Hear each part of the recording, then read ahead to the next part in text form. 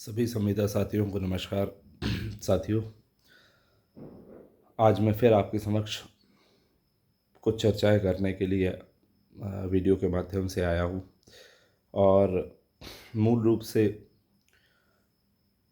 संविदा आंदोलन, संविदा कर्मचारियों का जो लड़ाई हम पिछले कई सालों से लड़ रहे हैं, आज हम उसके एक बहुत महत्वपूर्ण दौर में आ गए हैं। एक ऐसा समय है जो अगर आज हम उस समय में का उपयोग नहीं करते हैं, उस समय में अपनी बात को रखने का काम, अपने आंदोलन को तैयार करने का काम, अपने आंदोलन में आगे बढ़ने का काम यदि नहीं करते हैं तो निश्चित रूप से 5 वर्ष के लिए हम फिर पिछड़ जाएंगे।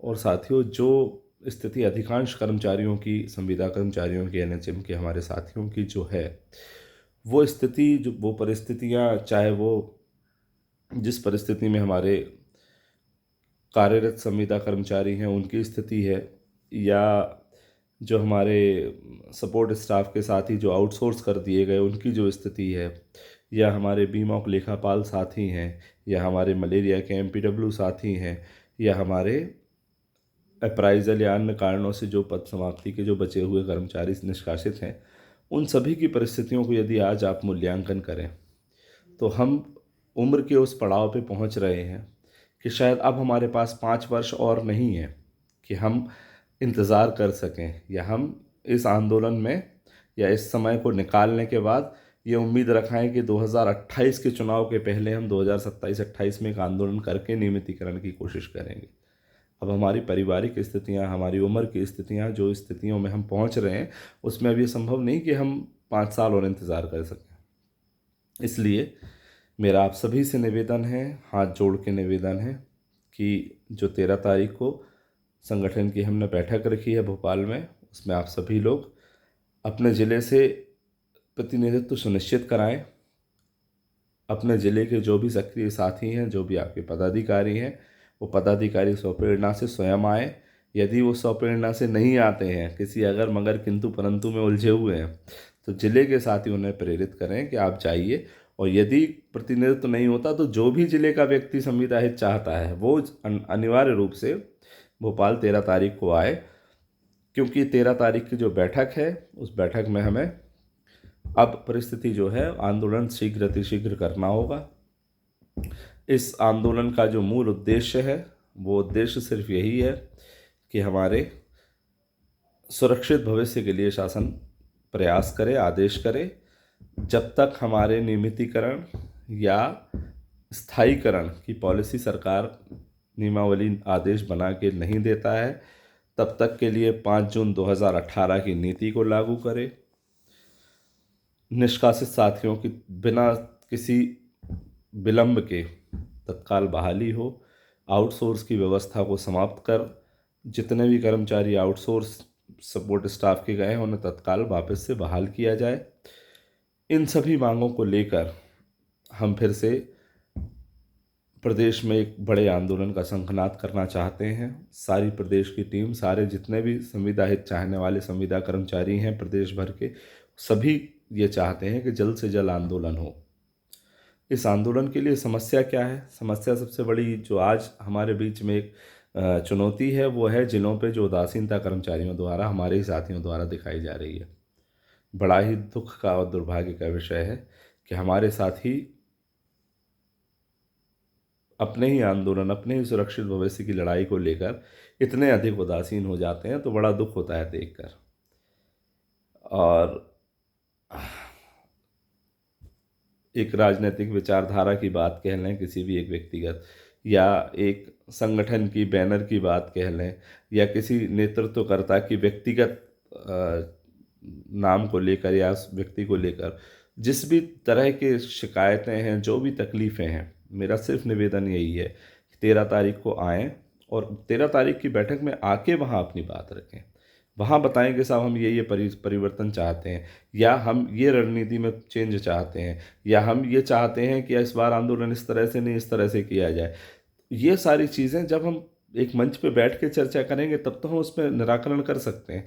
लेकिन यदि आप घर बैठ के ये सोचोगे अरे यार वो ऐसा ऐसा वो गलत कर रहे हैं, हमें नहीं साथ देना उनका, तो ये साथ ना देने वाली जो भावना है, यही नुकसानदायक है। और इससे सभी संविदा का, आप अपना परिवार खराब नहीं कर रहे, अपना भविष्य खराब नहीं कर रहे, आप पूरे संविदा समाज का भविष्य खराब कर रहे हो। क्योंकि एक दो चार लोग मिलके अपने अगर मगर लगा के पूरे के पूरे एक जिले को अपाहिज बना देते हैं, आंदोलन के लिए उसको प्रेरित नहीं होने देते, आगे नहीं आने देते। ये बड़ा ही बेकार काम है। कहीं ना कहीं हम अपने साथियों के साथ एक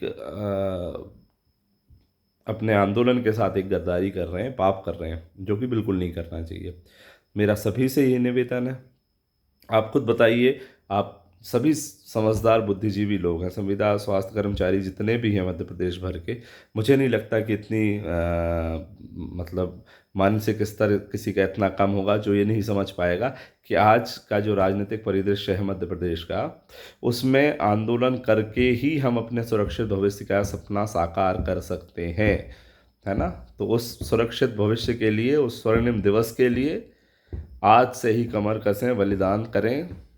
जो पाया उसमें खो ना जाए, जो खोया उसका ध्यान रखें। उसके लिए हमें प्रयास करना है। जो भी हमें मिला है, जो भी आंशिक सफलताएं हमारे संगठन की और हम साथियों की रही हैं, वो अपर्याप्त हैं।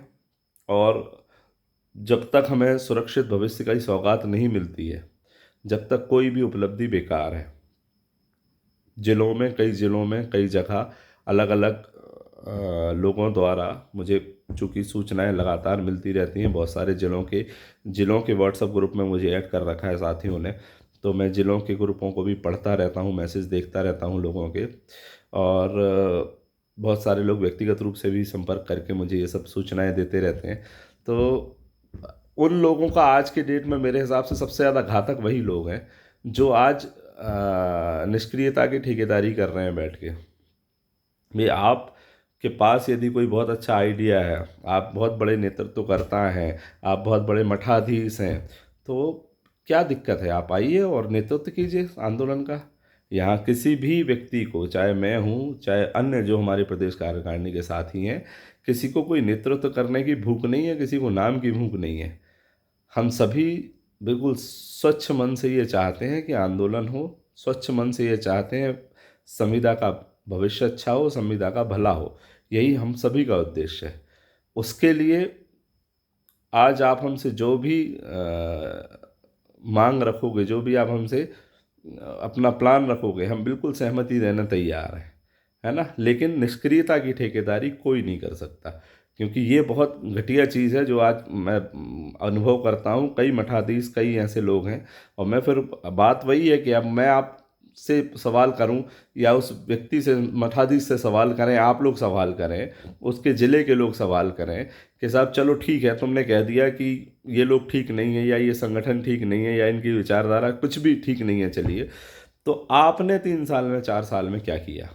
2018 के आंदोलन के बाद यदि कोई भी मठाधीश 2018 से लेके आज तक के जो ड्यूरेशन है, इस बीच में के कार्यकाल को लेके यदि कोई भी व्यक्ति आक्षेप लगाता है, किसी भी तरह की उंगली उठाता है, तो आपको सिर्फ इतना ही पूछना है कि पिछले 4-5 साल में आपका क्या योगदान रहा संविदा हित में। आपने संविदा हित में कुछ क्यों नहीं किया। क्या हम दूसरों का नाम ले लेके खुद की कर्मण्यता को छुपाते रहेंगे। हम खुद निष्क्रिय बने रहेंगे और किसी और दूसरे को भी सक्रिय नहीं होने देंगे। यदि हम ये कर रहे हैं तो ये मान लीजिए कि आप बहुत बड़ा पाप कर रहे हैं। यदि कोई भी व्यक्ति ऐसा सोचता है तो ये बहुत ही गलत है, क्योंकि आप कहीं ना कहीं, बात वही है। उदाहरण अगर अपन लें तो उदाहरण क्या है, आज़ादी का आंदोलन जो हुआ था, आज अगर हम अपने भविष्य के लिए लड़ाई लड़ना चाह रहे हैं, है ना, आज मैं लड़ रहा हूँ, आप लड़ रहे हैं, संविदा का छोटे छोटे कर्मचारी बेचारे, हमारे सपोर्ट स्टाफ के साथी, हमारे निष्कासित साथी, हमारे डाटा एंट्री ऑपरेटर्स, एएनएम्स, जो छोटे छोटे कैडर के लोग हैं, वो सबसे ज़्यादा उत्साह से आंदोलन के लिए खड़े होते हैं। क्यों? क्योंकि उन्हें सबसे पहले दिखता है कि हमारा भविष्य अंधकार में है। तो मुझे ये नहीं समझ में आता कि फिर उसके बाद ऐसी क्या परिस्थितियां हो जाती हैं कि हमारे बीच के बहुत सारे लोग इतने स्वार्थी हो जाते हैं। तो फिर मुझे वो आज़ादी के समय का मतलब जो हमने इतिहास की किताबों में पढ़ा है कि आज़ादी के समय जो स्वतंत्रता चाहते थे, जो देशभक्त लोग थे, वो अलग अलग तरह से लगातार आंदोलन करते रहे, है ना। उसमें चाहे अहिंसावादी लोग हों, नरमपंथी लोग हों, गरमपंथी लोग हों, या जो हमारे क्रांतिकारी साथी थे, वो हर तरह से अहिंसा और हिंसा के रास्तों से अपने अपने तरह से आज़ादी की लड़ाई लगातार लड़ते रहे, और आज हम उन्हें देवताओं की तरह पूजते हैं, जितने भी महान आदमी हुए। लेकिन अब आप ये बताइए, क्या किसी ऐसे व्यक्ति को हम पूछते हैं, ऐसे किसी व्यक्ति का नाम जानते हैं जो अंग्रेज़ों के साथ मिल गया हो, या जिसने हमारे ही क्रांतिकारियों का को नुकसान पहुंचाया हो, उन्हीं की छवि खराब की हो? क्या ऐसे किसी व्यक्ति को हम आज नाम याद रखते हैं? बस यही बात मैं आपसे बोलना चाहता हूँ कि यदि आज की डेट में हमारे आंदोलन को हमारे ही लोग कमज़ोर करने का प्रयास करते हैं या लोगों को निष्क्रिय करने के लिए संदेश करते हैं, तो ये वही गद्दार लोग हैं जो उस समय अंग्रेज़ों से मिल गए थे, आज वो प्रशासन और तंत्र से मिले हुए हैं। ऐसे लोगों को चिन्हित करने की ज़रूरत है, और ऐसे लोगों को भी समझाने की ज़रूरत है कि भाई, अगर आपको अपना भविष्य सुरक्षित चाहिए तो कहीं ना कहीं तो आवाज़ उठाना होगी। आवाज़ किस तरह से उठेगी, इस पे हम चर्चा कर सकते हैं। आवाज़ किसके नेतृत्व में उठेगी, कौन उठाएगा, इन सब पे चर्चा हो सकती है। नेतृत्वकर्ताओं की आवाज़ में आपकी आवाज़ को आगे रखा जाए, इसके लिए भी हम तैयार हैं, इसमें भी हम आपके लिए सहमति दे सकते हैं। लेकिन आवाज़ उठेगी, इसे कोई नहीं रोक सकता। यदि आवाज़ नहीं रुकेगी, उठेगी, तो हमारा भविष्य खराब होगा, ये हम सभी को समझना होगा। इसलिए आप सभी से निवेदन है साथियों, 13 तारीख को समस्त 51 जिलों से हर हालत में, बिना किसी अगर मगर किंतु परंतु के, बिना किसी मठाधीश के से सलाह लिए जिले का प्रतिनिधित्व करने स्वयं आइए, स्वप्रेरणा से आइए।